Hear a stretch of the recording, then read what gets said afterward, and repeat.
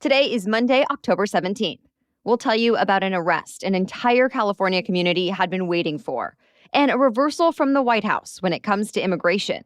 Also, what to know about the application for student loan debt relief now that it has been made available.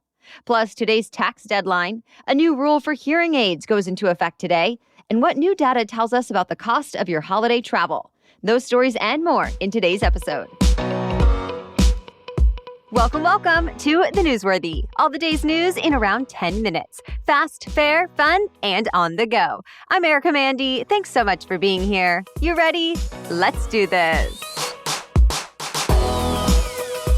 A city in Northern California is feeling a bit of relief today. Police have been searching for a serial killer in Stockton, California, and they say they found and arrested him over the weekend. The man is suspected of killing 6 men and wounding a woman in a series of shootings since July. Police don't know his motive yet, but the mayor is crediting residents of Stockton for helping by calling in hundreds of tips to investigators. Also, a quick update about that shooting in Raleigh, North Carolina that we told you about on Friday. Police now say the suspected shooter was just 15 years old. He was taken to the hospital after a long standoff with police and is said to be in critical condition. Investigators say the teen started shooting people along a walking trail. 5 people are dead, including an off-duty police officer. A North Carolina district attorney plans to charge the 15-year-old as an adult. Well, there have been more explosions reported early this morning in Ukraine's capital city of Kyiv. It's said to be the most significant attack since Russia began its series of strikes against Ukrainian cities a week ago. Remember, Russia has been retaliating for an explosion on a strategic bridge and has sent a barrage of missiles into various cities across Ukraine. Meanwhile, Russia is dealing with more violence inside its own borders as concerns about the war grows. There was an attack inside a Russian military training facility that killed nearly a dozen soldiers as they prepared to go to Ukraine. That attack comes just weeks after some enlistment centers were attacked as well.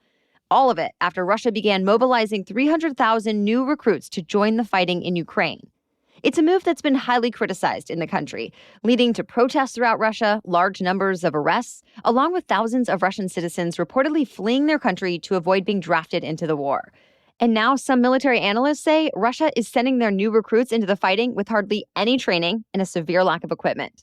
Russia's urgency to add more manpower to the fight is a sign of difficulties they're having against Ukraine, especially as Ukraine gets continued support from the U.S. and other NATO countries.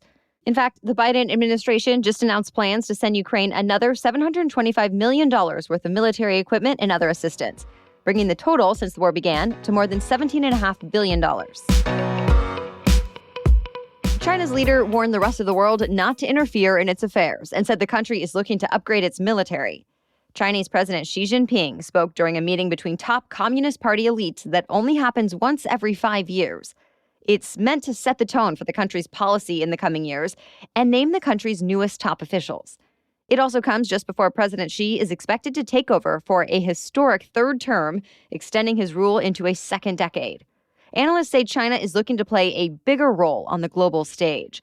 Xi mentioned security and safety dozens of times in the speech, and part of that involves regaining control of Taiwan. Remember, China claims the island as its own, despite Taiwan demanding to stay separate. And while China is seeking to reunite with Taiwan peacefully, President Xi says they're keeping their military options on the table. Taiwan is one key point of tension between the U.S. and China as well. And while Xi is wildly popular throughout China, there is one issue that could be hurting his popularity within his own country: his extremely strict zero-COVID policy. President Xi calls it a, quote, all-out people's war to stop the spread of the virus. And he announced he's not changing his strategy anytime soon. And that's despite some rare pushback and despite it being a drag on the world's 2nd largest economy. Well, the U.S. has a new policy in place to tackle record numbers of people crossing the southern border. The Biden administration said it'll allow 24,000 Venezuelans the ability to seek asylum in the U.S. if they apply online, show proof of a U.S.-based sponsor, and then fly here by air.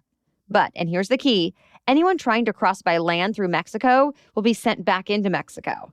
This is actually a big reversal for the White House. It's using the rule called Title 42 to send migrants away without the chance to seek asylum.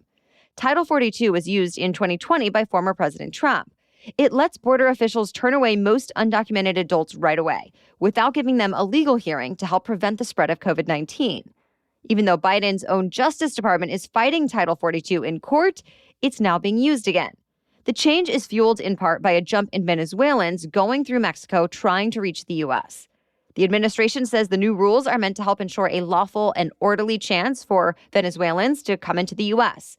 But immigrant advocates say it's just embracing failures of the past. Mexico's government is now warning Venezuelan migrants not to even try to come through. The more than 100,000 Venezuelans already in the U.S. will be allowed to stay and continue seeking asylum.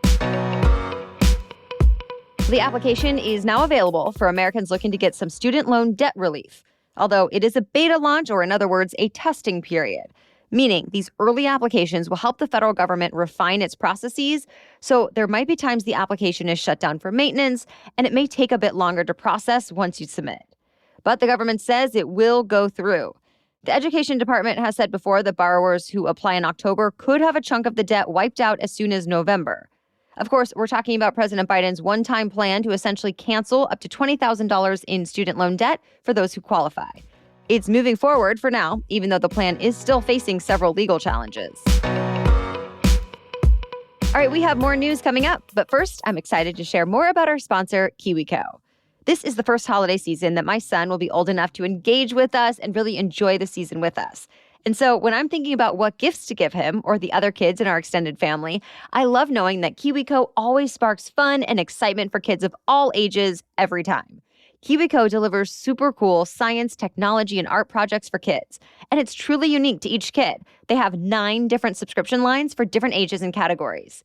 My 1-year-old's experience so far with Kiwico has been so positive that I bought my 5-year-old niece a 3-month subscription last holiday season, and I'm so excited to do it again because I heard all about how much she loved it. Plus, I really appreciate knowing Kiwico uses high-quality materials. And there's no commitment, so you can pause or cancel your subscription anytime. Give awesome this holiday with Kiwico.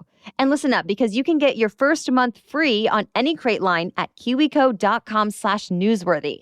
That's your first month free at kiwico.com, kiwico.com/newsworthy. Heads up, today is the deadline to file your 2021 federal income tax returns if you requested an extension back in April. If you miss the deadline today, you may face a late filing penalty. And keep in mind, an extension buys taxpayers time to submit their returns, as in the paperwork, but any money owed to the IRS was still due 6 months ago. The IRS says it's best to file electronically instead of by paper, since there's already a backlog in processing paper returns. Nearly 19 million taxpayers filed for an extension this year. Starting today, you can now buy a hearing aid over the counter for the first time. So that means get it from a store or online, no doctor's visit required. The nation's largest retailer, Walmart, has already confirmed that its customers can now start getting hearing aids without a prescription. We told you back in August when the FDA finalized this long-awaited rule, but today it is taking effect. Until now, anybody who wanted a hearing aid was required to visit a health professional, get a prescription, and undergo a custom fitting, all before being able to get one. By eliminating all of those extra steps, the FDA says hearing aids will be much more widely available and more affordable over time as well. The devices that will be sold over the counter are meant for people with mild to moderate hearing loss. A prescription will still be needed for people with severe hearing loss, as well as for anyone under 18. SpaceX CEO Elon Musk is backing off his threats to cut off support for Ukraine during the war. Just days ago, on Friday, Musk said he planned to stop providing Ukraine and its military with free internet service. It would have been a big loss for the country as they continue to fight Russia. Ukrainian troops have been using and depending on Musk's Starlink internet service to communicate on the battlefield since the early days of the war. It turns out it's been a big expense for Musk and his company, SpaceX, which operates it. According to Musk, the operation in Ukraine has cost them $80 million and will probably exceed $100 million before the year is over. Recently, SpaceX asked the Pentagon to take over paying for Ukraine to use Starlink. But as the world's richest man, Musk got quite a bit of backlash when he announced he and his company would not be footing the bill indefinitely. So in the face of that blowback, Musk apparently changed his mind this weekend, tweeting, quote, "Even though Starlink is still losing money and other companies are getting billions in tax dollars, we'll just keep funding the Ukrainian government for free." Starlink works by connecting people on the ground with satellites orbiting above the planet in space. So you've probably seen the images circulating online. Protesters at a London art gallery nearly damaged one of the world's most famous and expensive paintings. A pair of climate activists threw cans of tomato soup at Vincent van Gogh's Sunflowers painting. What appeared to be red soup splashed onto the $84 million oil painting, covering a large part of it. But the painting was framed behind a layer of thick glass, so London's National Art Gallery says the artwork was unharmed, although the frame did take some minor damage. The protesters were from a group called Just Stop Oil. After they dumped their soup, the two protesters glued themselves to the art gallery's wall. Authorities say they've been pulling various stunts like this to stop the British government from pursuing new oil and gas projects. This was by far their most high-profile demonstration.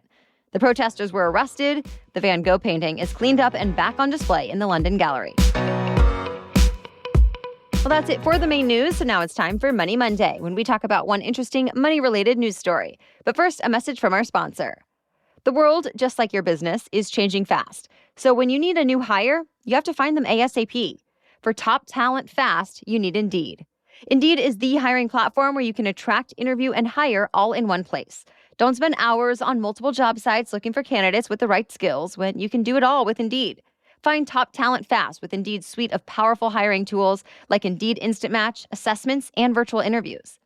With virtual interviews, Indeed saves you time. You can message, schedule, and interview top talent all in one place, and no extra download is required. Indeed knows when you're growing your own business, you have to make every dollar count. That's why when you sponsor a job, you only pay for quality applications from resumes in the database matching your job description. Visit Indeed.com/newsworthy to start hiring now. Just go to Indeed.com/newsworthy. Indeed.com/newsworthy. Terms and conditions apply. Cost per application pricing not available for everyone. Need to hire? You need Indeed. Okay, now back to Money Monday. Some new data shows flights around the holidays could be some of the most expensive we've seen in at least 5 years. So just how high are prices going? Based on travel booking site Hopper, the average airfare for Thanksgiving time right now is $281, and that's up 25% from this time last year. Christmas flights are 55% higher. So that means flights that used to be $300 are now going for more than $460. Why the sky-high price increases?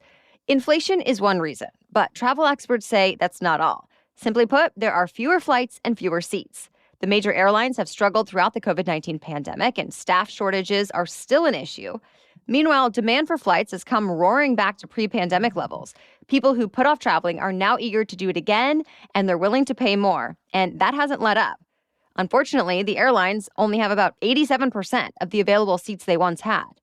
Another factor is the cost of jet fuel is up. So if you are flying this holiday season, travel experts say your best bet is to book ASAP if you haven't already. And if you can, you may want to consider changing up your exact travel days to help you save some bucks.